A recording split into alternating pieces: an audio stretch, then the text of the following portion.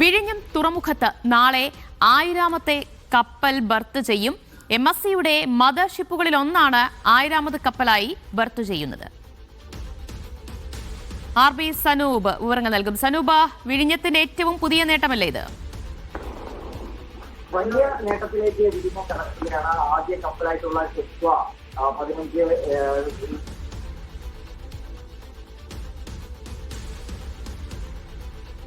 സനൂപിലേക്ക് എത്താം. വിഴിഞ്ഞം തുറമുഖം നേട്ടങ്ങളിൽ നിന്ന് നേട്ടങ്ങളിലേക്ക് കുതിക്കുകയാണ്.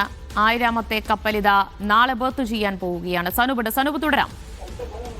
2023 ഒക്ടോബറിലാണ് ആദ്യ കപ്പൽ ഷെൻഹുവ 15 വിഴിഞ്ഞം തീരത്തെത്തിയത്. അന്ന് ക്രെയിനുമായിട്ട് വന്ന കപ്പലായിരുന്നു. ഇപ്പോ 1000ാമത്തെ കപ്പൽ വിഴിഞ്ഞം തുറമുഖത്തേക്ക് എത്താൻ പോവുകയാണ്.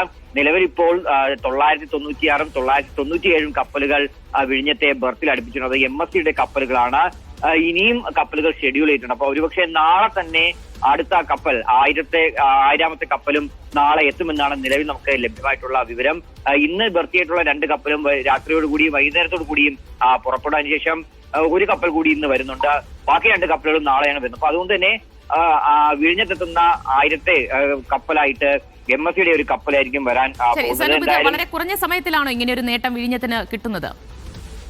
തീർച്ചയായിട്ടും നമുക്കറിയാം, MSCയുടെ കപ്പലുകൾ തന്നെയാണ് കൂടുതലായിട്ടും വിഴിഞ്ഞത്ത് വരുന്നത്. വിഴിഞ്ഞം കൊമേഴ്ഷ്യൽ ഓപ്പറേഷൻസ് ഒക്കെ ആരംഭിച്ചിട്ട് ഇപ്പോൾ ഏതാനും 2 വർഷം മാത്രമേ പൂർത്തിയായിട്ടുള്ളൂ. അപ്പൊ അതിനിടയിൽ തന്നെ ഇത്രയും കപ്പലുകൾ വിഴിഞ്ഞത്തേക്ക് എത്താൻ കഴിഞ്ഞു എന്നത് വലിയ നേട്ടം തന്നെയാണ്. ഇപ്പോ 1ാം ഘട്ടം പൂർത്തിയായി, 2ാം ഘട്ട നിർമ്മാണം, 3ാം ഘട്ട നിർമ്മാണം ഒക്കെ ഒരേ സമയത്ത് വിഴിഞ്ഞത്ത് നടന്നുകൊണ്ടിരിക്കുകയാണ്.